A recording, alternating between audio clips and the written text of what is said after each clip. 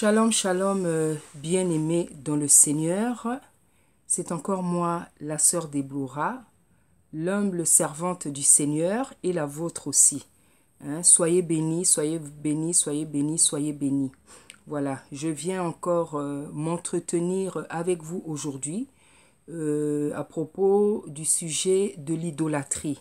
C'est un sujet que le Seigneur m'a donné il y a quelques jours. Donc, je viens aujourd'hui m'en entretenir avec vous. Soyez vraiment bénis. Voilà, nous allons passer directement dans le texte biblique. Mais je voudrais dire un petit quelque chose. En fait, avant de montrer en fait comment l'idolâtrie, parce que le passage que je vais prendre, ça sera le passage d'Exode Exode 32, le passage où on parle du veau d'or. Voilà, en fait, avant de montrer comment ça avait irrité l'Éternel, je voudrais d'abord montrer tous les mauvais esprits, en fait, tous les mauvais comportements, tous les défauts, en fait, qui se sont manifestés, en fait, à travers cette idolâtrie-là. Quels sont, en fait, les défauts qui sont ressortis pendant que le peuple d'Israël et Aaron avaient fait cette idolâtrie. Voilà, donc je vais montrer à la fin, ou bien pendant que je vais exhorter, comment ça avait irrité l'Éternel, parce que le but c'est de montrer comment, combien l'idolâtrie irrite l'Éternel, mais je voudrais parler de tous les défauts aussi qui ont été manifestés, voilà, pendant cette marche-là, pendant cette attitude. Voilà, donc on va aller dans les textes. On est dans Exode 32. Donc c'est un texte, comme vous savez, qui est tellement lent. C'est un texte qui est tellement lent, donc je vais m'arrêter de temps en temps pour qu'on étudie point par point. Voilà, donc je lis la parole au nom du Seigneur. On nous dit, le peuple, voyant que Moïse tardait à descendre de la montagne, s'assembla autour d'Aaron et lui dit, allons, fais-nous un Dieu qui marche devant nous, car ce Moïse, cet homme qui nous a fait sortir du pays d'Égypte, nous ne savons pas ce qu'il est devenu. Aaron leur dit, ôtez les anneaux d'or. Bon, on va s'arrêter, voilà, plutôt au premier. Voilà, on va s'arrêter au premier. Donc, le peuple, voyant que Moïse tardait à descendre de la montagne, s'assembla autour d'Aaron et lui dit, allons, fais-nous un Dieu qui marche devant nous, car ce Moïse, cet homme qui nous a fait sortir du pays d'Égypte, nous ne savons pas ce qu'il est devenu. Amen. Comme j'ai dit, je cherche d'abord, avant d'arriver où je veux arriver, montrer quelle a été la colère, comment le Seigneur s'était énervé. Je voudrais qu'on puisse faire ressortir dans ce passage tous les défauts, tous les mauvais esprits qui ont été manifestés à travers cette idolâtrie. Donc, en fait, dans cette lecture-là, on peut voir que le premier défaut qui a été manifesté, c'était l'impatience. Voilà, c'était l'impatience. Parce que le peuple dit ici à Aaron, il dit à Aaron, faisons-nous un Dieu. Parce que ce Moïse qui allait dans la montagne là, ce Moïse qui nous a fait sortir de la terre d'Égypte, on ne sait pas ce qu'il est devenu. Donc en fait, ce qu'on voit ici, c'est que c'est l'impatience, le défaut de l'impatience qui ressort. Donc en fait, c'est pour profiter, pour dire que l'impatience, ce n'est pas une bonne chose. L'impatience, ce n'est pas une bonne chose. Parce que, comme on le voit ici, l'impatience peut nous pousser à faire des choses folles. Parce que ce qu'ils avaient fait là, c'était de la folie. C'était de la folie. Parce que comme Dieu nous le dit dans sa parole, un Dieu, est-ce que quelque chose qui est un arbre, qui est du fer, qui est du plomb, qui est du bois, peut agir, peut parler, peut se mouvoir, peut vous sauver? Et leur Dieu, ce Dieu-là qui s'était fait, donc je me demande comment ils pensaient que ce Dieu-là, ce veau-là pouvait les aider, pouvait les délivrer en quoi que ce soit. Ils étaient vraiment en plein dans l'idolâtrie. En plein dans l'idolâtrie. Et en fait, on voit que dans cette idolâtrie-là, il y a eu l'impatience. Hein? L'impatience. Parce qu'ils n'ont pas compris. Ils n'ont pas compris, ils n'ont peut-être pas su pourquoi Dieu avait appelé Moïse sur la montagne, en haut là-bas. Hein? Mais je pense qu'ils avaient vu assez de miracles. Hein? Je pense qu'ils avaient vu assez de miracles. Hein? Le Seigneur leur avait donné la caille, le Seigneur a fait descendre la caille du ciel, il a fait descendre la manne, il a ouvert la mer Rouge en deux, hein? Ils ont été conduits par la nuit. Donc en fait, leur avait déjà, Dieu leur avait déjà montré beaucoup. Dieu leur avait déjà montré beaucoup de miracles. Ils avaient déjà vu beaucoup de miracles. Hein? Et comme je viens de le dire, la mauvaise chose, le mauvais esprit par lequel ils étaient déjà animés, c'était l'impatience. Et je disais que l'impatience, c'est une mauvaise chose. C'est une très mauvaise chose. Parce que comme on le voit ici, l'impatience peut te faire une chose complètement folle. Parce que ce qu'ils avaient fait là, c'était de la folie. Hein? Parce que je ne vois pas comment un objet en plan pouvait les sauver, pouvait les nourrir, pouvait les délivrer, pouvait leur donner ce qu'ils attendaient. Donc en fait, ici, le défaut que je veux faire ressortir, c'est la patience. Hein? Parce qu'il faudrait que dans ce passage-là, on étudie aussi les défauts, tous les défauts qui ont été manifestés. Hein? Tous les défauts qui ont été manifestés. Hein? Pas seulement l'idolâtrie, mais tous les défauts qui ont été manifestés. Et le premier défaut ici qu'on voit, c'est l'impatience. Hein? L'impatience, donc c'est pour dire que l'impatience, c'est une très mauvaise chose. Hein? Parce que ça peut nous emmener à faire des choses folles, ça peut nous emmener à rater beaucoup de choses, ça peut nous emmener à rater le salut. Ça peut nous emmener à rater la gloire de Dieu dans notre vie. Et on va aller dans Jacques, hein, où on nous parle de la patience. Dans le livre, dans l'épître de Jacques, on nous dit « Mes frères, regardez comme un sujet de joie complète les diverses épreuves auxquelles vous êtes exposés, sachant que l'épreuve de votre foi produit la patience, mais il faut que la patience accomplisse parfaitement son œuvre, afin que vous soyez parfaits et accomplis sans faillir en rien. » Amen. Voilà. Donc ici, on nous parle de la patience, on nous dit quel est le rôle de la patience. Hein? On nous parle de cette qualité merveilleuse, de cette qualité nécessaire pour les êtres humains, surtout pour les enfants de Dieu. C'est l'une des plus grandes qualités. C'est l'une des plus grandes, parce que ici, on nous fait comprendre que la patience doit accomplir une œuvre parfaite. Hein? La patience doit accomplir son œuvre, une œuvre parfaite. C'est-à-dire que quand tu es patient, quand tu es une personne patiente dans la vie, tu es comme une personne qui est parfaite. C'est-à-dire que tu vas brancher difficilement dans la vie quand il y a quelque chose qui t'énerve, quand il y a quelque chose que tu n'as pas. Tu vas brancher difficilement. C'est une grande qualité. La patience, c'est une grande qualité. Et c'est même parmi les grandes qualités que Dieu nous demande. Et dans la vie de la prière, dans la vie des enfants de Dieu, hein, dans la vie spirituelle, c'est l'une des qualités. Pour ne pas dire peut-être, en tout cas, l'une des celles qui est placée avec les plus grandes. Parce que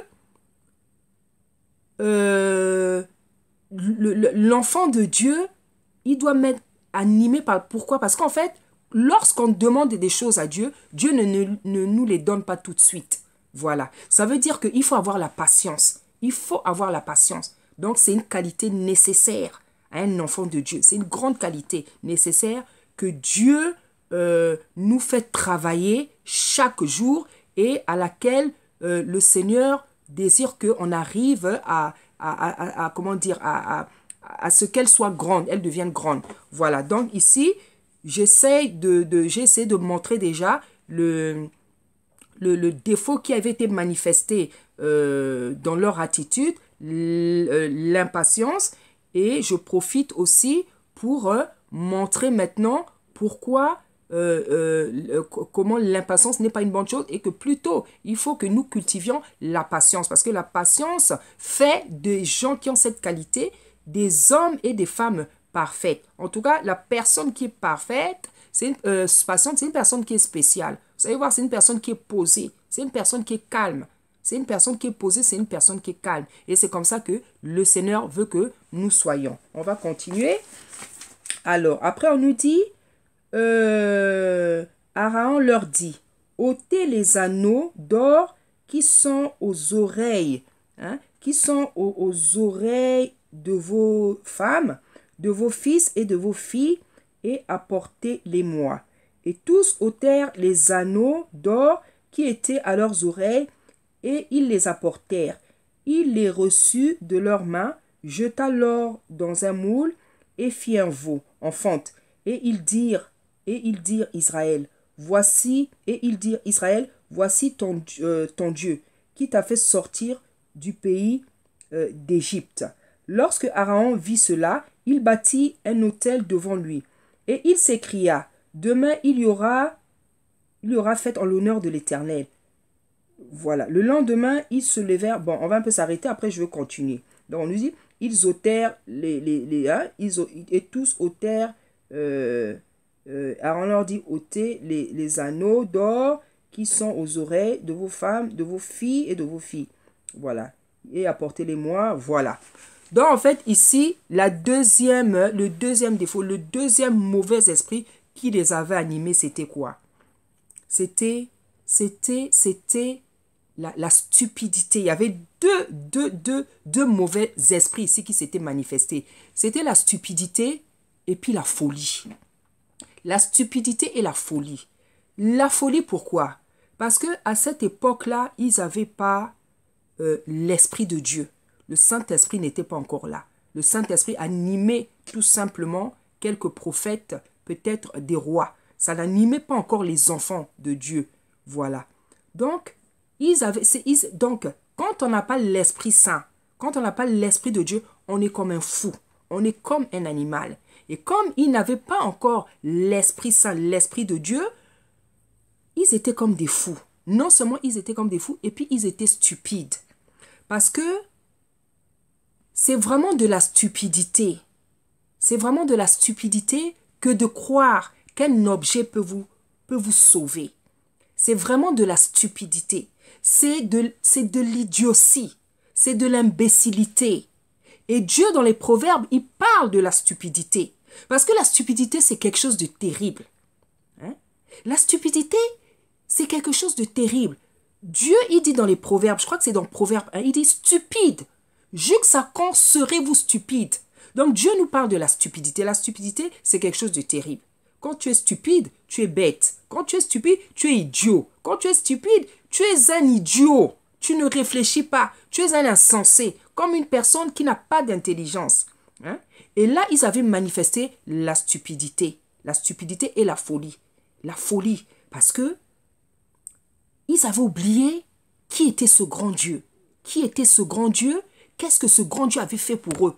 Ce grand Dieu qui les a sauvés, qui les a soutenus en Égypte, c'est le grand Dieu qui les a fait sortir à main levée, hein, à main levée de la terre d'Égypte, ce grand Dieu qui les a poursuivis, protégés pendant que l'armée de Pharaon et les Égyptiens les poursuivaient, les menaçaient, ce grand Dieu qui leur a fait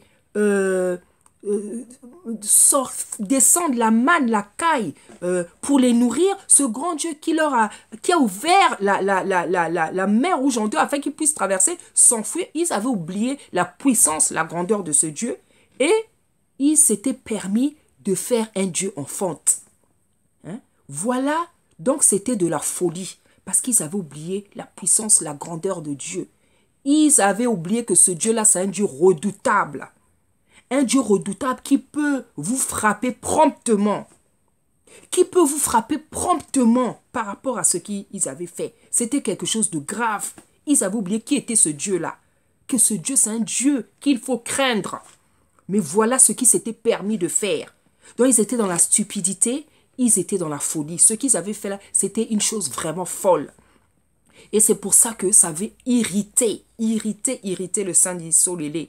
Parce que s'il y a quelque chose qui irrite le Saint d'Israël, c'est l'idolâtrie. C'est l'idolâtrie. s'il y a quelque chose qui l'irrite, c'est l'idolâtrie. Parce que la Bible nous dit que c'est un Dieu jaloux.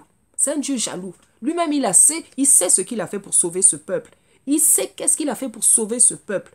Que ça soit dans l'Ancien Testament, que ça soit dans l'Alliance renouvelée. Il sait qu'est-ce qu'il a fait pour sauver ce peuple-là. Il a donné son fils. Hein? Il a donné son fils.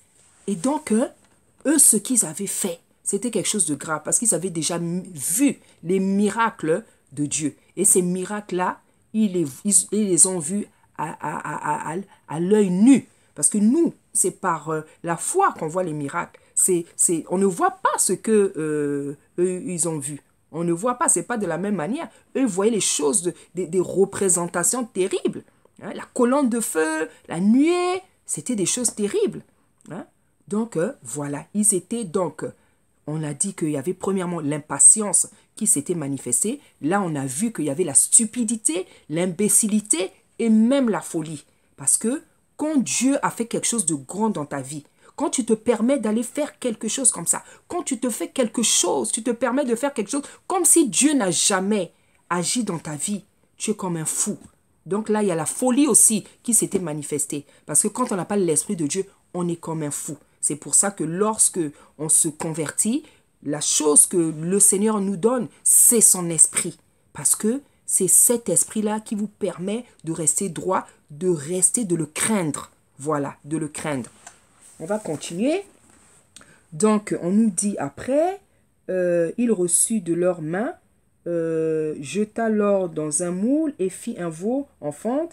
Et ils dirent, Israël, voici ton Dieu qui t'a fait sortir de l'Égypte. Donc là, vraiment, ils étaient dans leur idolâtrie abominable, dans leur idolâtrie folle. Hein? C'est-à-dire qu'ils avaient oublié qu'ils avaient un Dieu. Le Dieu maintenant qu'ils ont considéré, c'est ce veau d'or qui est sorti de la calcination de leurs bijoux. Voilà, ils avaient oublié Dieu. C'est vraiment, ils étaient en pleine idolâtrie. Et c'était vraiment des idolâtres.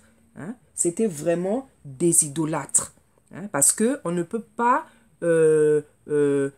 croire qu'un objet peut vous sauver. Voilà. Donc après on nous dit, lorsque Aaron vit cela, il bâtit un autel devant lui. Et il s'écria, demain il y aura fête en l'honneur de l'Éternel. Le lendemain, ils se levèrent de bon matin et ils offrirent des holocaustes et des sacrifices d'action de grâce. Le peuple s'assit pour manger et pour boire. Puis ils se levèrent pour se divertir. Il reçut de leurs mains, jeta l'or dans un moule et il vit un veau et dit, Israël, voici. Lorsque Aaron vit cela, il bâtit, voilà. Donc voici, non seulement ils ont dit, Israël, voici ton Dieu. Donc pour eux, le Dieu là, c'était maintenant ce veau d'or. Et qu'est-ce que Aaron fait? Aaron vit cela, il bâtit un autel devant lui. Il s'écria, demain il y aura fête en l'honneur de l'Éternel. Là vraiment, ils étaient vraiment en plein délire. Hein? Ils étaient vraiment en plein délire. Ils étaient vraiment dans le délire total. Hein? Comment on peut bâtir un autel à un objet? Comment peut-on bâtir un autel à un objet? Parce que l'autel qu'on bâtit, quand on bâtit l'autel, la personne pour laquelle on a bâti, elle doit agréer cet autel-là. Elle doit agréer. Et elle doit te bénir ou elle doit agir, réagir. Elle doit agréer. Hein? Mais un objet en fonte, en bois, qui n'a ni âme, ni esprit, qui ne parle pas, qui ne marche pas, qui ne se meut pas. Hein?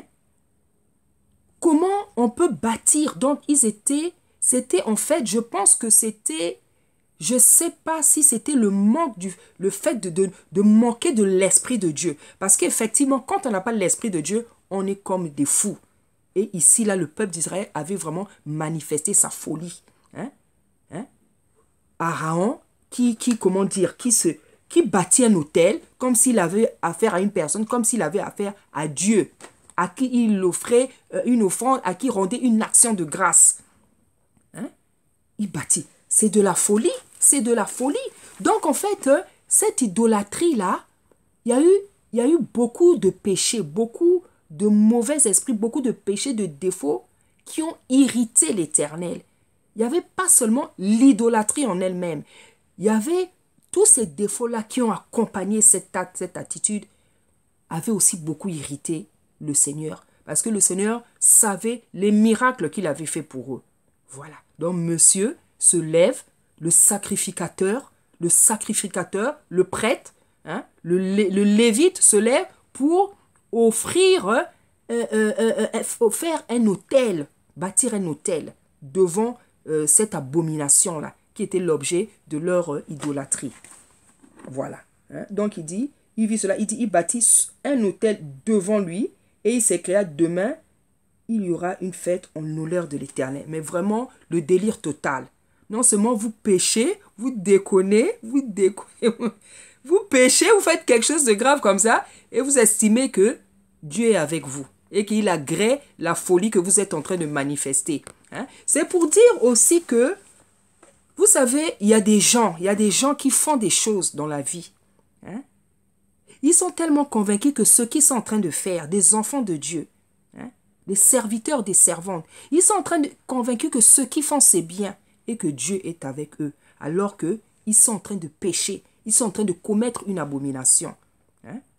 C'est comme comment dire, les hommes de Dieu, hein, qui continuent à prêcher, qui continuent à exercer le ministère, alors que le Seigneur n'est plus avec vous.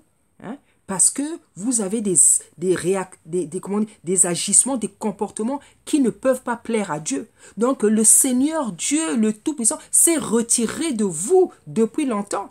Mais vous continuez à prêcher, à exercer le ministère parce que vous forcez. Hein? Parce que vous forcez. Hein? Et comme il ne se repent ni de son don, ni de son appel, mais il n'est plus avec toi parce que tu as fait des choses graves. Tu as fait des choses graves, tu fais des choses graves et jusqu'à présent, tu ne t'es même pas repenti. Tu ne t'es même pas repenti. Tu crois, et parce que tu as envie de croire qu'il est avec toi. Parce que tu as tellement confiance en toi. Mais voilà. Donc, il y a des gens, il y a des enfants de Dieu, même des serviteurs, des servants, qui continuent à exercer le ministère, à exercer le service, alors qu'ils ont fait quelque chose de grave, alors qu'ils sont dans des mauvais comportements. Hein? Il y a des pasteurs qui trompent leur femme. Tu trompes ta femme, tu trompes ta femme, et ça ne te dérange pas de venir sur la chair comme ça pour continuer à exhorter, prêcher le peuple du Seigneur. Fais toi-même remplacer le temps que tu fasses la repentance, le temps qu'on te délivre. Fais toi-même remplacer. Hein? Fais toi-même remplacer. Des pasteurs qui sortent avec les jeunes filles et tu viens sur la chair, tu prêches. Des pasteurs qui prennent l'alcool, qui prennent le chanvre, comme le Seigneur m'avait déjà montré. Tu viens, tu prêches. Des pasteurs qui font payer la consécration comme si c'était une histoire de faire payer. Hein? Les pasteurs qui prennent le chanvre. Tu viens sur la chair, tu prêches. Vous n'avez même pas peur. Vous n'avez même pas peur. Il y a vraiment des gens qui sont courageux. Hein? Parce que nombreux sont morts sur la chair. Hein? Toi, tu n'as pas peur de mourir sur la chair. Tu n'as pas peur de mourir sur la chair. Il y a des gens qui meurent sur la chair. Hein? Donc, on continue. Le lendemain, ils se levèrent de bon matin et ils offrirent des holocaustes et des sacrifices d'action de grâce. Le peuple s'assit pour manger et pour boire, puis ils se levèrent pour se divertir. Donc, en fait, ils étaient vraiment contents de ce qu'ils avaient fait. Ils étaient carrément contents. Ils étaient carrément contents de cette abomination. Donc, ils étaient dans le délire, dans la folie totale. Hein? Non seulement tu commets une abomination et tu es content. C'est comme une personne qui vient de commettre un meurtre. Tu viens de commettre un meurtre et tu es content. Tu viens de tuer quelqu'un et tu es content. Tu es malade. Tu es malade. Tu as des problèmes. Dans la tête, là, ça ne va plus. Tu es malade. Hein? Parce que tu es ôté la vie, c'est la chose la plus pire. Parce que c'est Dieu qui donne la vie, c'est Dieu qui la ôte. Hein? Mais quand un être humain commence à tuer, ça ne te fait plus rien. Tu te réjouis. Tu te réjouis de la mort des gens. Comme je vois certains parfois sur Internet. Hein? Quand quelqu'un meurt parce qu'il avait fait du mal, parce qu'il était... Toi, tu te réjouis. Mais fais attention. Quelque part, je ne sais pas si c'est dans Isaïe, hein? On nous dit de ne même pas de nous réjouir quand Dieu frappe quelqu'un, même si c'était un méchant. Parce que quand tu te réjouis Hein? La colère que Dieu a sur cette personne-là, la Bible nous dit qu'elle peut revenir vers toi. Même quand le Seigneur ôte une personne qui était méchante, ça ne sert à rien de se réjouir. Hein? Glorifie Dieu parce qu'il a exercé sa vengeance, sa rétribution. Mais ne te réjouis pas de la mort de quelqu'un. Ne te réjouis pas. Hein? Ne te réjouis pas. Parce que la Bible dit que dans Ézéchiel, le Seigneur nous dit, je ne veux pas la mort du méchant. Je veux que le méchant se convertisse et qu'il me connaisse. Dieu ne se réjouit pas de la mort du méchant. Donc tu ne dois pas te réjouir. Il y a des gens qui se réjouissent de la mort de quelqu'un, ce n'est pas normal. Même si cette personne était méchante, tu ne dois pas te réjouir. Tu ne dois pas te réjouir. Il y a un problème. Voilà. Donc voilà ce qu'ils avaient fait. Voilà ce qu'ils avaient fait. Ils ont fait une abomination, ils ont fait l'idolâtrie, ils ont fait quelque chose de très très grave. Ils étaient carrément contents. Ils ont fait des sacrifices, ils ont fait des autels, ils ont dansé, ils se sont réjouis, ils se sont divertis. Donc pour eux, ce qu'ils avaient fait, c'était normal. Donc ils ne se rendaient même pas compte que ce qu'ils avaient fait, c'était anormal, c'était grave, c'était grave. Hein? Ils ne s'en rendaient même pas compte. Donc ils étaient vraiment dans la folie. Donc ici, qu'est-ce qu'on voit? C'est au-delà de la stupidité, c'était car on était dans le domaine de la folie. Hein? Là, on était carrément dans le domaine de la folie. Voilà. Donc, on va continuer. L'Éternel dit à Moïse, va descendre car ton peuple que tu as fait sortir du pays d'Égypte s'est corrompu. Hein? Ils se sont promptement écartés de la voie que je leur avais prescrite. Donc, il y a des gens qui s'écartent promptement de la voie que Dieu leur prescrit. Il y a des gens qui s'écartent promptement de ce que Dieu leur dit. Hein? C'est-à-dire s'écarter promptement pour ceux qui ne connaissent pas le mot. Hein? C'est-à-dire facilement, tu t'éloignes de la présence de Dieu. Tu t'éloignes des commandements de Dieu. Hein? Voilà. Donc, ils se sont promptement écartés de la voie que je leur avais prescrite. Ils se sont fait un veau en fonte. Ils se sont prosternés devant lui. Ils l'ont fait et ils se sont prosternés. Or, on ne se prosterne que devant le roi des rois. Ils n'arrêtaient pas d'évoluer dans la gravité du péché. Hein, dans la gravité du péché. Ils se sont... Et ça, Dieu a horreur de ça. Dieu a horreur de ça. Qu'on se prosterne devant des idoles. Il a vraiment horreur de ça. Voilà. Donc, ils se sont prosternés devant lui. Ils lui ont offert des sacrifices. Donc, en fait, Dieu, il est en train de dire ce qui l'a énervé. Il est en train de dire à Moïse ce qui l'a énervé. Donc, ici, ils se sont fait un veau en fonte. Ça l'a énervé. Ils se sont prosternés devant lui. Ça l'a énervé. Et ils ont offert des sacrifices.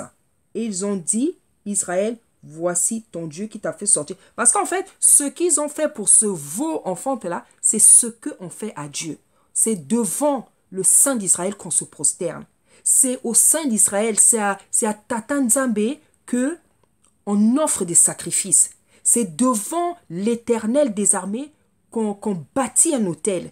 Et en fait, toutes ces choses qu'ils devaient faire à Dieu, qu'on fait à Dieu, et ils l'ont fait devant un objet, devant l'objet de leur... Donc, ça avait irrité le Saint d'Israël. Parce que c'est un Dieu jaloux. C'est un Dieu jaloux.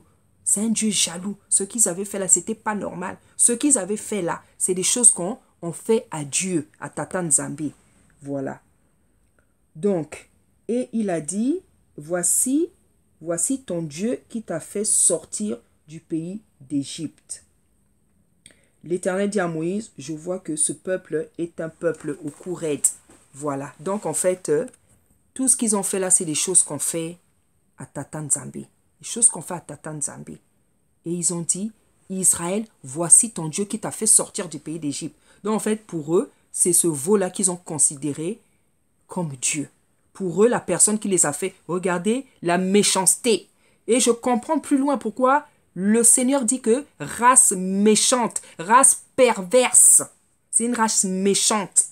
Hein? Les enfants de Dieu sont souvent méchants. Hein? Sont pervers. Race méchante, race pervers. Hein? Il dit, voici ton Dieu qui t'a fait sortir du pays d'Égypte. Donc pour eux, c'était ce veau-là qui les a délivrés, qui les a soutenus, qui leur a donné la manne, l'écaille, qui a ouvert la mer rouge. Donc, ce que Dieu avait fait, ils ont attribué ça à un objet.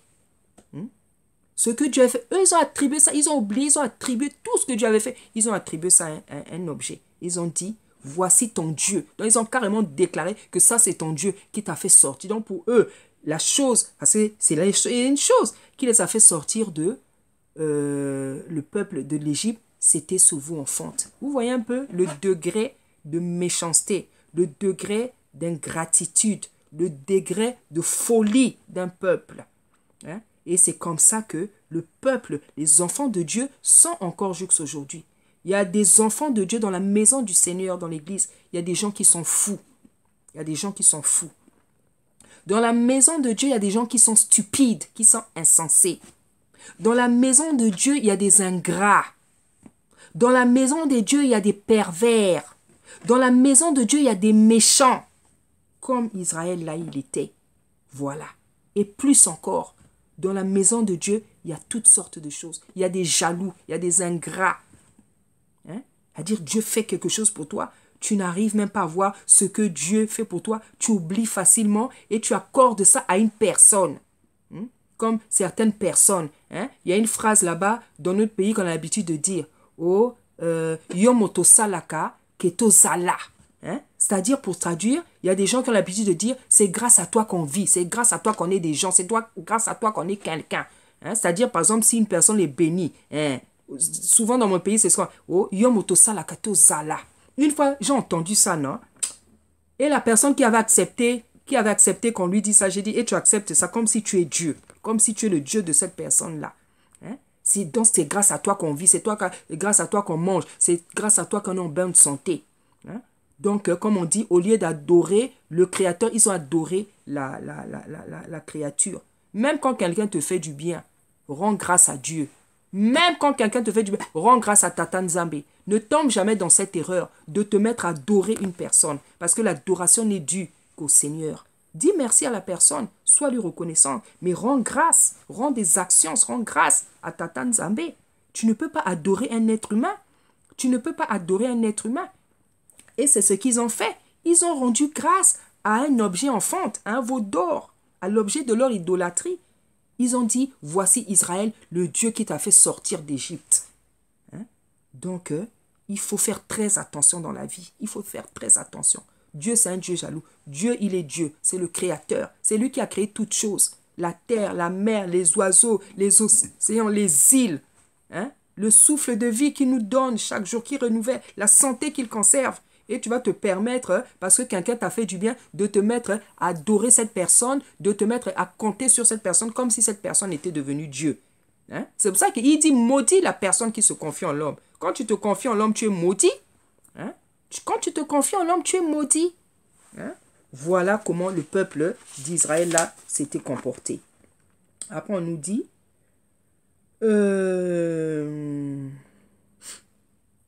voilà, au Koured.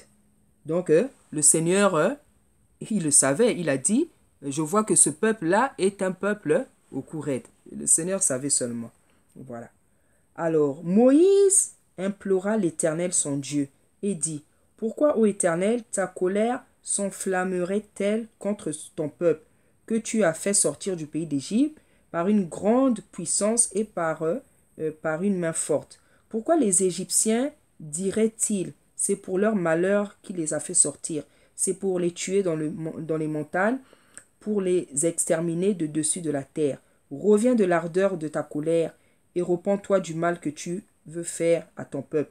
Souviens-toi, Abraham, Isaac et d'Israël, souviens-toi d'Abraham, d'Isaac et d'Israël, tes serviteurs auxquels tu as dit, en jurant par toi-même, je multiplierai votre postérité comme les étoiles du ciel, je donnerai à vos descendants tout ce pays dont j'ai parlé, et ils le posséderont à jamais. Et l'Éternel se repentit du mal qu'il avait déclaré vouloir faire à son peuple. Amen. Ici, en fait, on voit, ici, il s'agit de l'intercession de Moïse. Hein? Moïse était tellement conscient que ces gens-là avaient fait quelque chose de tellement grave. Hein? Tellement grave, il a dit que non, ces gens-là, il faut que je prie pour eux parce que tout le monde va mourir ici. Et c'était vraiment ce que le Seigneur voulait faire. Hein? Dieu voulait les tuer. Dieu voulait les tuer. Parce que à l'époque, Isaïe n'était pas encore descendu. Hein? Isaïe n'était pas encore venu s'offrir en sacrifice pour que les gens soient pardonnés. Hein? Avant, Dieu tuait les gens comme des bêtes. Tu pêches, tu meurs. Tu pêches, tu meurs. Hein? Donc, Moïse, il était, comment dire, il s'est présenté, il a intercédé en fait pour le peuple. Parce qu'il savait que ce Dieu-là qui est tellement pur, qui est tellement saint, qui est tellement grand, qui est tellement redoutable, hein, qui est un feu dévorant, Moïse avait compris, savait que Dieu voulait les tuer. Donc, il s'est incliné. Il a supplié Dieu. Il a supplié. Il a rappelé à Dieu. C'est toi qui nous as fait sortir. Hein? C'est toi qui as fait tout ça pour nous. C'est toi qui as fait. Maintenant, qu'est-ce que vont dire nos ennemis? Qu'est-ce que vont dire les Égyptiens? Ils vont savoir, ils vont se dire que tu nous as fait sortir pour nous tuer. Ils vont se dire que tu nous as fait... C'était un piège que toi, tu nous as fait sortir pour nous tuer. Hein? Pardon. Reviens de l'ardeur de ta colère. Hein? Donc, comme on dit chez nous en lingala, donc abonde la kinzambe. Donc, il avait supplié le Seigneur. Il avait vraiment supplié parce qu'il savait que le Seigneur voulait les exterminer à cause du grand péché qu'ils avaient commis. Donc ici, qu'est-ce que je voudrais relever?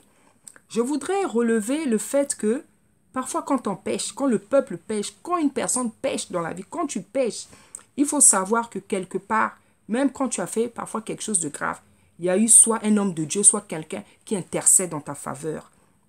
Hein? Qui intercède. Parfois tu as fait quelque chose qui mérite la mort. Mais il y a eu quelqu'un peut-être qui a prié pour toi. Il y a eu un homme de Dieu. Il y a eu une voix qui s'est levée vers Dieu pour que tu ne meurs pas. Hein? Donc ici, c'est juste le don de l'intercession, ce que Moïse avait fait, que je voulais relever. Voilà. Moïse retourna et descendit de la montagne, les 2 tables du témoignage dans la main. Les tables étaient écrites des 2 côtés. Elles étaient écrites de l'un et de l'autre côté. Les tables étaient l'ouvrage de Dieu et l'écriture était l'écriture de Dieu gravée sur les tables.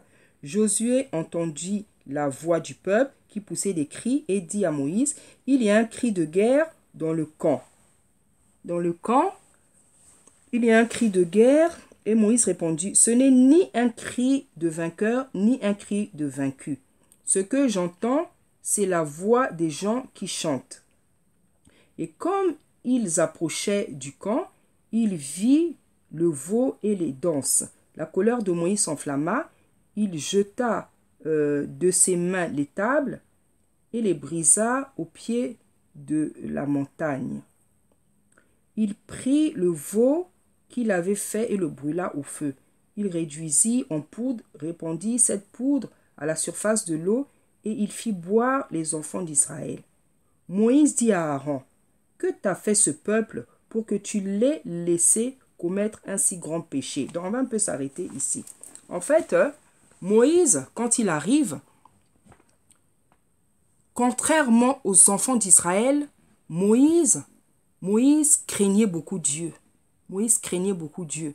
Et même lorsque Moïse meurt, Dieu dit quelque chose sur Moïse. Dieu dit qu'il n'y a pas un homme qui était aussi patient sur la terre que Moïse, qui était doux et patient.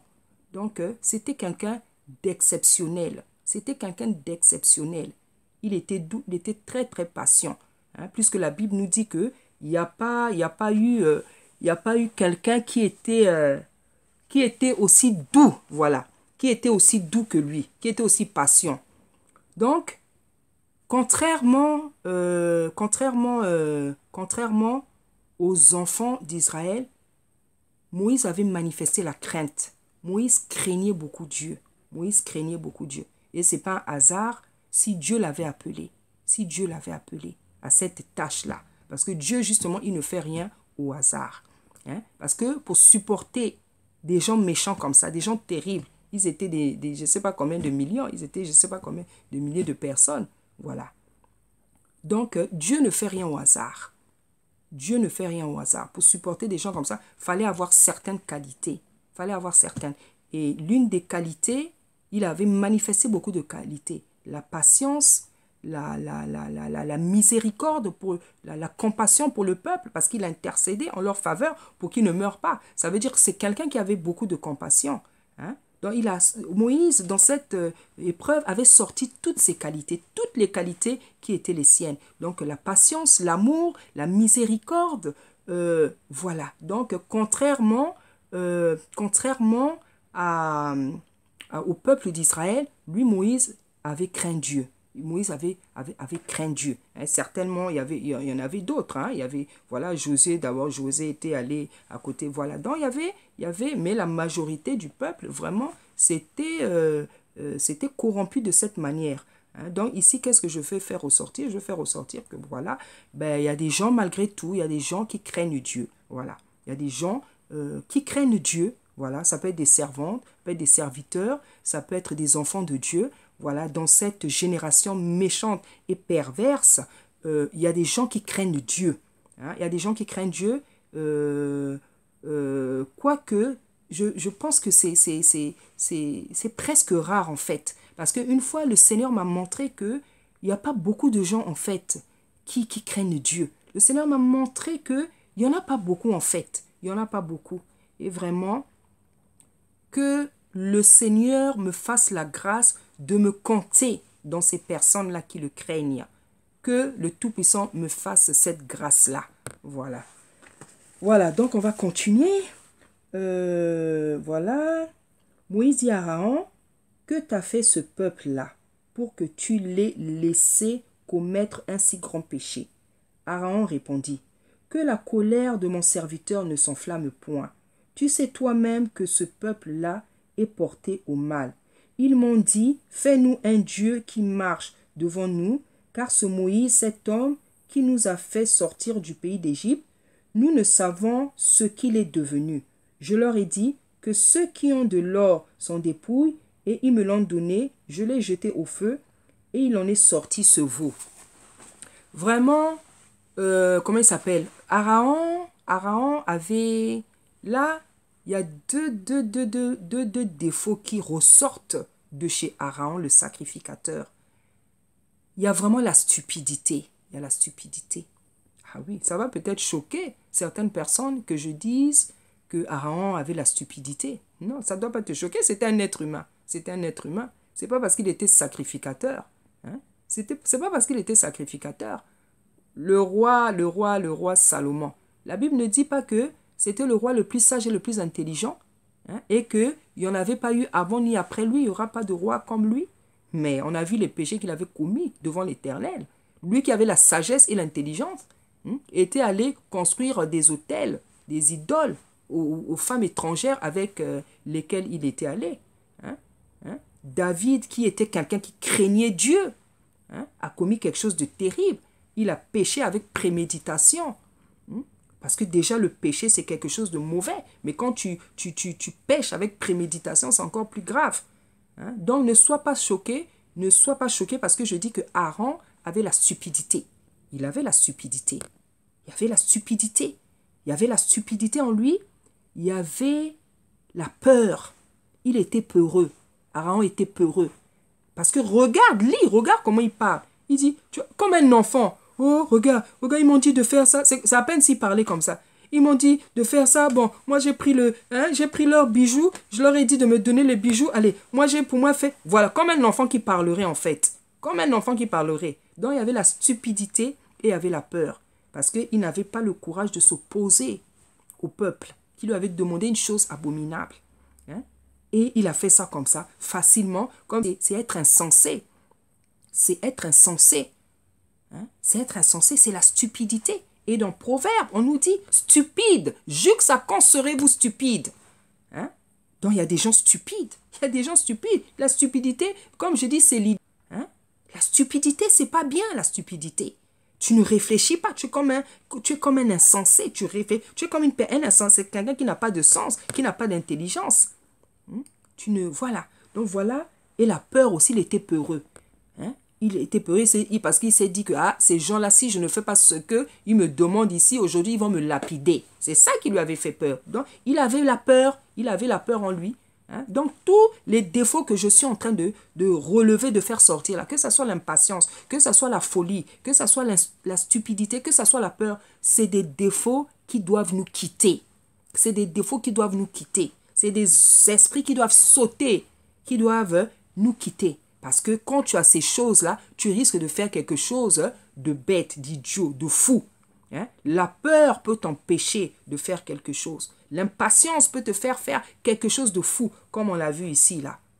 Hein? Voilà les défauts qui ressortaient, qui sont ressortis chez... Hein? Il dit, hein? Ils m'ont dit de faire ça, ils m'ont dit de faire ça. Moi, j'ai pris ça, je l'ai jeté au feu, et voici, on dirait quelqu'un... Je ne sais même pas comment dire. Hein? Je ne sais même pas comment... Comme c'était un sacrificateur, un serviteur de Dieu, que je ne dise pas, que mes paroles ne débordent pas trop. Voilà. Moïse vit que le peuple était livré au désordre et qu'Aaron l'avait laissé dans ce désordre. Donc, c'était le sacrificateur, l'homme de Dieu, le sacrificateur. Donc, il y a des hommes de Dieu comme ça. Il y a des hommes de Dieu. Il y a des hommes de Dieu, même des servantes. Il y a des hommes de Dieu dans leurs églises qui laissent faire du n'importe quoi. Qui laissent faire du n'importe quoi. Tu es pasteur. Tu laisses les femmes venir avec des collants. Hein? Il y a des mamans qui sont grosses, là, elles mettent le collant là. Toi, pasteur, tu laisses des choses comme ça. Hein? Ta brebis a des mèches rouges, des mèches jaunes, des mèches vertes. Hein? Les seins en l'air. Toi, pasteur, tu laisses des choses comme ça. Hein? Peut-être à cause de la dîme que tu as peur qu'on ne te donne plus. Peut-être, je ne sais pas, mais c'est souvent à cause de la dîme, hein? C'est souvent à cause de la dîme en question là. Hein? La dîme en question. Donc il y a des abominations. Hein? Les femmes s'habillent mal dans ton église, mais tu les laisses. Parce que je ne sais pas de quoi tu as peur. Si c'est la dîme que tu as peur de manquer, si c'est que tu as peur que le peuple diminue, mais je préfère la qualité. Je préfère la qualité à la quantité. Je préfère avoir une ou deux âmes qui sont obéissantes, qui craignent Dieu, plutôt que d'avoir des milliers de personnes qui font défiler devant la face de Dieu des abominations. Et il y a des pasteurs comme ça. Il y a des pasteurs comme ça qui laissent l'abomination dans l'église. Hein? Qui laissent l'abomination. Des sœurs qui s'habillent mal. Dans la chorale, on voit des choses terribles dans l'église. On voit les choses terribles. Hein? C'est pour ça que ceux qui sont encore dans l'église, non? Que Dieu vous soutienne. Que Dieu vous soutienne. Donc, voilà, Moïse vit que le peuple était livré au désordre et qu'Aaron l'avait laissé dans ce désordre, exposé à l'opprobre parmi ses ennemis. Exposé à l'opprobre. L'opprobre, non, c'est quelque chose de pire que la honte. C'est quelque chose de pire que la honte. Hein? Parce que quand nous, on fait blasphémer le nom de Dieu, c'est les ennemis qui nous regardent. C'est les ennemis qui nous regardent. Hein? C'est pour ça que Dieu ne veut pas qu'on fasse blasphémer son nom. Hein? C'est pour ça que Dieu ne veut pas qu'on fasse blasphémer. Parce que quand tu fais blasphémer, il va te frapper. Hein? Il préfère même te faire disparaître de la terre que tout le temps tu sois là à faire blasphémer son nom. Hein? Abandonner, on nous dit... attends, où j'en suis que le peuple, Moïse, voilà. Moïse dit à Aaron... attends. Voilà. Moïse vit que le peuple était livré au désordre et qu'Aaron l'avait, voilà, exposé. Moïse se plaça à la porte du camp et dit à moi ceux qui sont pour l'Éternel. Et tous les enfants de Lévi s'assemblèrent auprès de lui. Et il leur dit, ainsi parle l'Éternel, le Dieu d'Israël, que chacun de vous mette son épée au côté, traversez et parcourez le camp d'une porte à l'autre, et que chacun tue son frère, son parent. Les enfants de Lévi firent ce que ordonnait Moïse, et environ 3000 hommes parmi le peuple périrent en cette journée. Moïse dit, consacrez-vous. On va un peu s'arrêter là. Là maintenant, c'est la vengeance du Dieu Tout-Puissant. La vengeance du Dieu Tout-Puissant, parce que ce Dieu-là, on ne blague pas avec lui. C'est un feu dévorant. C'est un feu dévorant, hein? Et nombreux l'oublient, hein? L'oublient. C'est un feu dévorant, ne blague pas avec lui. Encore à ce moment-là, le Sauveur n'était pas encore descendu, hein? Le Sauveur. Donc tu péchais, on te lapidait. Tu péchais, tu mourais. Tu péchais, tu mourais comme une bête. Tu péchais, tu mourais comme une bête. On ne blague pas avec lui. Pourquoi il y a des gens qui blaguent avec lui comme s'il était notre copain? Aujourd'hui, les gens parlent de la grâce, mais fais attention avec ta grâce. Fais attention avec cette grâce-là. C'est cette grâce-là qui va te tuer. Si tu penses qu'aujourd'hui, tu peux te permettre de faire tous les péchés que tu veux parce que tu es dans la grâce. Fais attention avec cette grâce-là. Fais attention avec cette grâce.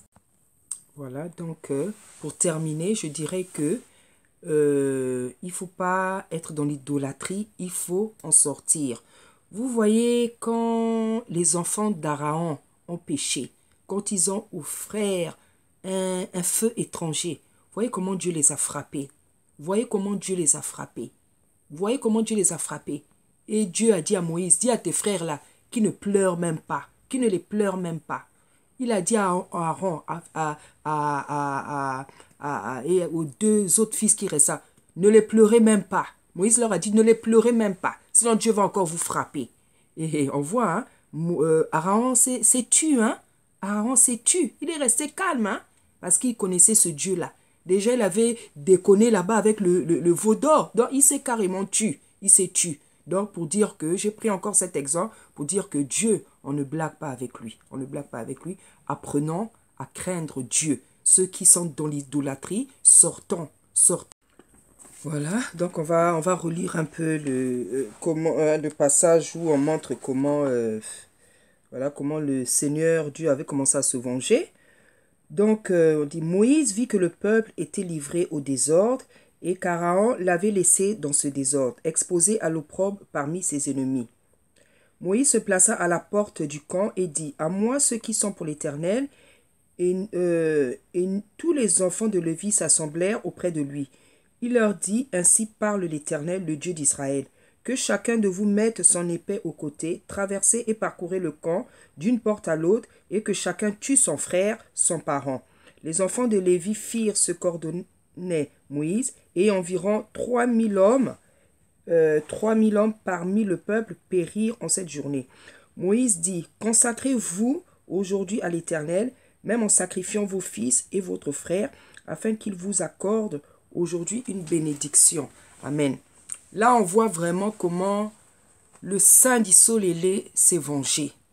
Comme j'ai dit, comme vous le savez, il n'y avait pas encore le Sauveur qui était arrivé sur la terre. Le Seigneur avait déjà encore la colère d'Adam, de l'époque de Noé. Il n'y avait pas encore de sacrifice qui avait été fait pour qu'il soit miséricordieux. Donc, tu péchais, on te lapidait. Tu péchais, on te tuait. Et on voit qu'est-ce qui s'est passé en cette journée. Ça devait être vraiment... Je n'ose même pas imaginer comment ça devait être terrible. Parce qu'on nous dit que plus de 3000 hommes périrent en cette journée. Et à l'époque, il n'y avait pas de pistolets. À l'époque, il n'y avait pas de pistolets. C'était des épées, c'était des lances, c'était des... Il n'y avait pas quelque chose qui pouvait te tuer tout de suite. Donc, ça devait être un spectacle effrayant. Ça devait être un spectacle effrayant. Parce que les gens, ce n'était pas une balle comme ça qui tuait, c'était des épées, c'était des lances. Donc, les gens, avant de mourir, certainement, ils agonisaient. Ça devait être un spectacle effrayant. Et on voit bien que Dieu était sans pitié. Parce que ce n'est pas notre ami. La Bible dit que c'est un feu dévorant. La Bible dit qu'on doit le craindre. La Bible nous dit que dans Malachie, c'est à lui que la crainte est due. C'est le Tout-Puissant, c'est le Créateur. On ne blague pas avec lui, on doit le craindre. On doit le craindre. Il a été sans pitié. Il a été sans pitié. Il a fait tuer. Il les a ordonnés de se tuer les uns les autres. Il les a ordonnés de se tuer les uns les autres. Donc tu tuais ton frère, tu tuais ta soeur, tu tuais ton cousin, tu tuais ton parent. Il les a ordonnés de se tuer les uns les autres. Il n'y avait pas de grâce à cette époque. Il n'y avait pas le sang du sacrifice qui avait coulé. Donc c'était vengeance pour vengeance. C'était vengeance pour vengeance. Tu fais le mal, on te lapidait. Donc on voit à travers cette vengeance, cette rétribution, combien leur attitude d'idolâtrie avait irrité le Saint d'Israël. Parce que il a tué, il a décidé de tuer. Il a décidé de tuer. Il a décidé de tuer. Pourtant, Moïse avait intercédé en leur faveur Pourtant, Moïse avait intercédé en leur faveur. Hein? Pourtant, Moïse avait intercédé à leur faveur. Et on voit bien que comment même, comment il s'appelle, Moïse n'est pas sûr de son intercession. Quand on va lire un peu plus loin, on voit bien comment Moïse n'est pas sûr de son intercession. Parce qu'il était conscient qu'ils avaient commis un péché terrible. Hein? Un péché terrible. Hein? Un péché terrible. Hein? Vous oubliez tout ce que Dieu a fait pour vous. Vous oubliez tout. Il vous a donné la caille, la manne, vous avez vu descendre ça du ciel. On vous a ouvert la mer rouge en deux. Hein? Vous avez vu la nuée, la colonne de feu. Et vous oubliez, vous décidez de vous faire un Dieu en fonte, ou en plan, ou je ne sais pas de quelle matière c'était, en fonte. Hein? Et vous déclarez que voilà notre Dieu. Voilà Israël, le Dieu qui t'a sorti de la terre d'Égypte. C'était le délire total. C'était le délire total. Hein? C'était le délire. Ça veut dire qu'un homme, vraiment, quand il n'a pas l'esprit de Dieu, il est comme un fou. Hein? Un homme, quand il n'a pas l'esprit de Dieu, il est comme un fou. Hein?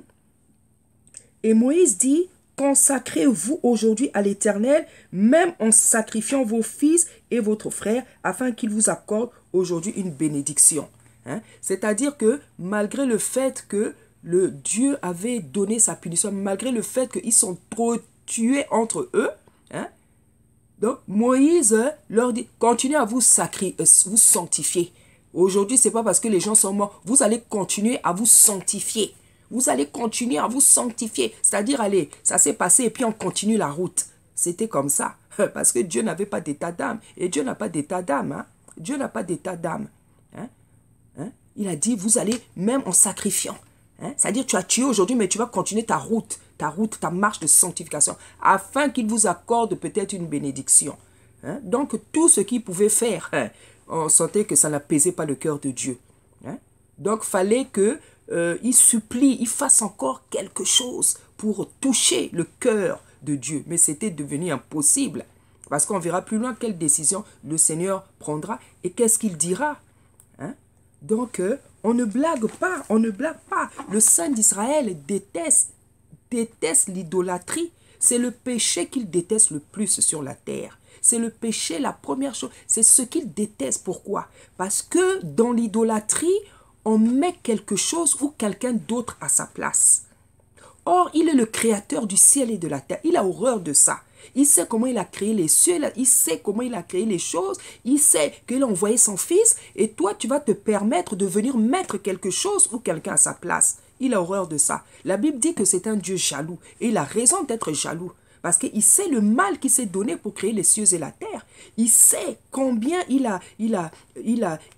son cœur a remué lorsqu'il a laissé son fils mourir. Hein? Donc tu ne peux pas aujourd'hui te permettre de mettre quelqu'un à sa place. C'est pour ça qu'il nous dit dans sa parole, vous aimerez l'Éternel de tout votre cœur, de toute votre âme, de tout votre esprit, hein? De toute notre force. Hein? Et quand tu l'aimes de cette manière, tu ne mettras rien devant, ni un enfant, ni un mari, ni ta maison, ni tes bijoux, ni je ne sais pas quoi, tu ne mettras rien. Hein? Parce qu'il sait le travail, le mal qui s'est donné pour créer les cieux et la terre, pour que cette humanité soit sauvée. Donc il ne peut pas accepter que tu aimes quelqu'un ou quelque chose plus que lui. Hein? C'est tout à fait normal, c'est tout à fait normal. Il nous a donné son fils pour que toi et moi aujourd'hui on soit en vie. Pourquoi quelque chose dans ta vie serait plus important que le sacrifice qu'il a permis? Hein? Hein? Pourquoi quelque chose serait plus important que le sacrifice qu'il a permis? Que ce soit un mari, que ce soit un enfant, que ce soit une voiture, tes bijoux, ton argent, tes projets, hein? Ton ministère même. Hein? Il n'y a rien qui doit passer avant. Hein? C'est la personne la plus importante de notre vie. C'est Dieu, c'est le Seigneur. Hein? Il faut que tu le saches, il faut que tu l'apprennes, il faut que tu le pratiques. Hein? Il doit passer avant tes enfants, il doit passer avant ta mère, avant ton papa, avant ton mari, avant tes désirs, avant tes loisirs, avant toute chose dans ta vie, avant tes désirs. Il doit passer avant tout parce que c'est lui qui te donne le souffle de vie et il peut le retirer à n'importe quel moment. C'est lui qui te conserve la santé et il peut la retirer à n'importe quel moment. Donc tu ne dois pas être un idolâtre dans la vie. Tu ne dois pas être un idolâtre parce que quand tu es dans l'idolâtrie, tu es dans le péché qui l'irrite le plus. Hein? Et tu es en danger. Il a horreur de ça.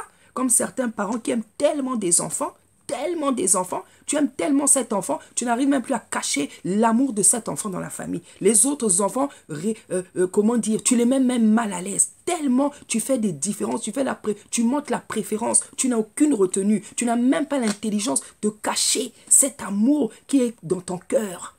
Hein? J'espère aussi que cet amour vient de Dieu. Hein? Hein? J'espère qu'il vient de Dieu. Hein? Comme Joseph, qui aimait Jacob, qui aimait Joseph. Hein? Mais l'amour de Jacob là venait de Dieu. Donc c'est ça. Hein? L'amour que tu as pour tes enfants. Il y a des amours qu'on a pour nos enfants. Il y en a qui viennent de Dieu. Il y en a, c'est seulement la chair. Hein? Il y en a, c'est seulement la chair. Dans tous les cas, il faut savoir cacher. Parce que les autres enfants, tu les mets mal à l'aise. Tu peux provoquer la jalousie. Hein? Comme comment dire, Jacob qui avait fait une tunique à Joseph. Les autres ont compris qu'il aimait tellement. Et voilà ce qu'ils lui ont fait. Donc, il faut avoir l'intelligence. Hein? Ça peut être, tu peux idolâtrer ton mari. Tu mets carrément ton mari avant Dieu. Dieu n'aime pas ça. Dieu n'aime pas ça. Dieu est capable de nous reprendre. Enfant ou mari ou je ne sais pas quoi. Te détruire une affaire, une entreprise, un projet. Parce que tu mets quelque chose ou quelqu'un avant lui. Ça peut être ta maman, ça peut être ton papa. Il y a des gens, c'est leur maman qu'ils adorent. Hein? Il y a des gens, c'est leur papa. Il y a des gens, c'est leur mari, leurs enfants, je ne sais pas quoi. Et l'adoration n'est due qu'à Dieu. Tu ne peux pas adorer quelqu'un sur la terre. Tu ne peux pas adorer, l'adoration n'est due qu'à Dieu. Tu ne peux pas adorer quelqu'un sur la terre. Donc sortons de l'idolâtrie. C'est une chose très dangereuse. C'est un péché très très dangereux. C'est un péché très très... qui irrite le sein du solélé, qui irrite le sein du solélé. Sortons, sortons. Hein? Toi qui es dans l'idolâtrie, sors de l'idolâtrie. Parce que regarde comment il a traité les enfants d'Israël. Parce qu'ils ont fait un veau en fonte. Ils se sont mis à l'adorer. Et ils ont déclaré, Israël, voici le Dieu qui t'a fait sortir de l'Égypte. Hein? Ne fais pas des choses comme ça dans la vie. Ne fais pas des choses. Ne l'irrite pas par une quelconque idolâtrie dans laquelle tu pourrais te trouver. Ne l'irrite pas. Hein? Moïse dit, hein, afin qu'il vous accorde aujourd'hui une bénédiction. Donc, il devait faire, malgré le fait qu'il s'était entretenu, il devrait supplier encore ce Dieu-là, afin qu'il s'apaise, il se calme, afin qu'ils obtiennent une bénédiction.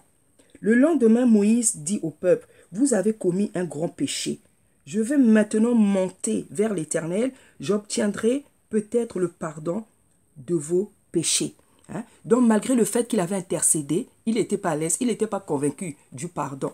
Hein? Il n'était pas convaincu, il avait décidé de monter à la montagne pour aller encore supplier ce Dieu-là. Parce qu'il n'était pas convaincu, parce qu'il réalisait qu'ils avaient, comme il leur a dit, vous avez commis un grand péché.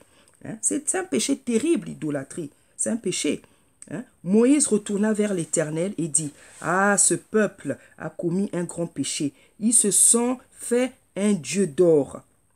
Pardonne maintenant leurs péchés, sinon efface-moi de ton livre que tu as écrit. L'Éternel dit à Moïse, c'est celui qui a péché contre moi que j'effacerai de mon livre. Va donc conduire le peuple. Voilà, on va un peu s'arrêter là. Donc, voyez comment Moïse supplie Dieu. Voyez comment Moïse supplie Dieu parce que c'est quelqu'un, Moïse, il était exceptionnel, il était spécial. Il avait le fardeau des âmes, il avait l'amour des âmes. Et c'est comme ça un homme de Dieu. Il avait le fardeau des âmes et l'amour des âmes. Il a dit carrément, si tu ne peux pas les pardonner, efface mon nom de ton livre de vie. Dieu a dit, non, c'est celui qui a péché contre moi dont je vais effacer le nom. Hein? C'est celui qui a péché contre moi dont je vais effacer le nom. Hein? Voilà. Donc, après, il dit, va donc conduire le peuple où je t'ai dit, voici mon ange marchera devant toi, mais au jour de ma vengeance, donc, il déclare, il dit à Moïse, je vais me venger. Et on voit effectivement comment il va se venger. Et on voit bien comment il va se venger. Hein? La majorité de ces gens-là auront péri dans le désert. Hein? La majorité de ces gens auront péri dans le désert. De cette génération méchante et perverse, seul Josué et puis je ne sais pas l'autre comment il s'appelle, étaient rentrés. Et ceux qui avaient à partir de 20 ans, ceux qui étaient nés dans le désert, La majorité, ils sont tous morts. Parce que Dieu les a fait tourner, Dieu les a fait tourner, Dieu les a fait tourner dans le désert, pour leur faire jusqu'à ce que tous ils périssent, comme il avait dit. Parce qu'on ne blague pas avec ce Dieu-là. Parce qu'on ne blague pas avec ce Dieu. On ne blague pas avec ce Dieu. Va donc conduire le peuple où je t'ai dit, voici mon ange marchera devant toi, mais au jour de ma vengeance, je les punirai de leurs péchés. Parce que quand on pêche, Dieu punit.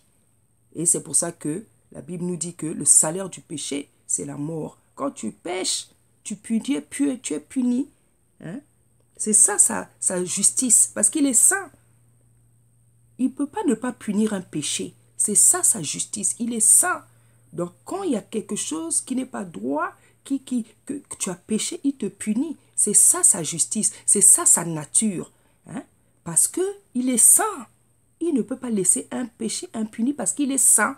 S'il laisse un péché impuni, c'est-à-dire que ce n'est plus sa nature en fait. Sa nature, c'est de purifier, de justifier quelque chose. Hein? Voilà.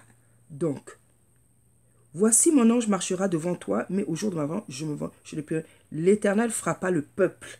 Dieu frappa le peuple parce qu'il avait fait le veau fabriqué par Aaron. Donc, on voit que ce Dieu-là a frappé le peuple. Ce Dieu a frappé le peuple, pourquoi? Parce que le peuple avait fait un veau d'or. Un veau d'or, le peuple avait fait quoi? Le peuple avait fait pratiquer l'idolâtrie. Et ça l'irrite. Voilà. Il a tué des gens à cause de l'idolâtrie. Et Dieu, il dit, continue, conduis-les où je t'ai dit. Donc, c'est-à-dire, on voit que il a frappé et il passe à autre chose. Il a frappé, il passe à autre chose. Il n'a pas le temps d'avoir des états d'âme. Il a passé et il passe à autre chose. Il a frappé, il passe à autre chose. Il dit à Moïse, conduis-les, continue à marcher, conduis-les là où je t'ai dit. C'est-à-dire, il n'a pas d'état d'âme. Parce qu'il fallait continuer. Parce que c'est ça. Avec Dieu, c'est pour ça qu'il ne faut pas blaguer. Hein? Quand il te frappe, il passe à autre chose. Hein? Quand il te frappe, il passe à autre chose. Donc, bien-aimé aujourd'hui, ce que je veux te dire, il faut sortir de l'idolâtrie. Prie pour que Dieu te délivre de ce péché. C'est le péché qui l'irrite le plus. C'est le péché qui l'irrite le plus. Pourquoi? Parce que c'est lui le Dieu créateur. C'est lui qui a tout créé sur la terre et c'est lui qui donne le souffle de vie aux êtres humains. Donc, ce souffle de vie-là, si tu ne l'as pas, tu expires, tu meurs. Hein? C'est lui qui a le pouvoir de donner le souffle de vie. Hein? C'est lui qui donne le souffle de vie. Donc, le souffle de vie, un autre homme ne peut pas le donner. Il n'y a que Dieu qui peut faire ce miracle. C'est pour ça qu'il est grand, c'est pour ça qu'il est puissant. C'est pour ça qu'il mérite honneur, respect, crainte. Parce qu'il n'y a que lui qui peut donner le souffle de vie. Donc, un Dieu aussi grand, aussi puissant, qui est seul capable de donner le souffle de vie. Toi, maintenant, quand tu prends ta femme, tu l'aimes plus que Dieu. Tu prends ton mari, tu l'aimes plus que Dieu. Vous prenez vos enfants, vous les aimez plus que Dieu. Ta maison, tes bijoux, tes affaires, tout ce que tu aimes, tu mets quelque chose que tu mets avant Dieu. Tu es un idolâtre et tu es en danger, laisse-moi te dire. Parce qu'il est capable de te ravir cette chose-là que tu mets à la première place. Surtout si tu es un appelé, surtout si tu es un élu. Parce qu'il n'y a rien qui doit être à la première place. La première place dans nos cœurs, dans notre esprit, lui appartiennent. Et c'est pour ça qu'il a dit dans les évangiles que tu aimeras ton Dieu de toutes tes forces, de toute ton âme, de tout ton esprit. Voilà. Nos cœurs doivent déborder d'amour pour Dieu. Nos cœurs doivent déborder d'amour pour Dieu. Nos cœurs doivent être remplis d'amour, de crainte pour Dieu. Plus que nos enfants, plus que nos maris, plus que je ne sais pas quoi dans ta maison, dans ta vie, tes bijoux, ta voiture. Parce qu'il y en a, ils idolâtrent leur voiture. Il y en a, ils idolâtrent les bijoux. Il y en a, ils idolâtrent leur enfant. Hein? Tu aimes tellement ton enfant, tu ne sais même plus cacher tes sentiments devant les gens. Tout le monde, le monde entier est au courant que tu aimes tellement cet enfant-là. Hein? Pourtant, tu as d'autres enfants. Hein? Mais celui-là, tu es tellement idolâtré. C'est comme s'il était devenu ton Dieu. Et il y a des enfants qui sont des dieux pour leurs parents. Hein? Voilà. Donc, il faut sortir de l'idolâtrie. C'est un péché qui irrite le Tout-Puissant. Il ne le supporte pas. Si tu es un appelé, si tu es un élu, il va te frapper, il va t'éprouver. Il est capable de t'arracher l'objet de ton idolâtrie. Hein? Quelque part, il dit, je détruirai comme la teigne ce que vous avez de plus cher. Je détruirai comme la teigne ce que vous avez de plus cher. Il ne faut jamais aimer quelque chose ou quelqu'un avant Dieu. C'est lui qui a la première place, dans nos vies. Parce qu'il est le créateur du ciel et de la terre. Il mérite la gloire, il mérite l'honneur, il mérite la louange, il mérite l'adoration pour les siècles des siècles. Il mérite la crainte, il mérite la vénération.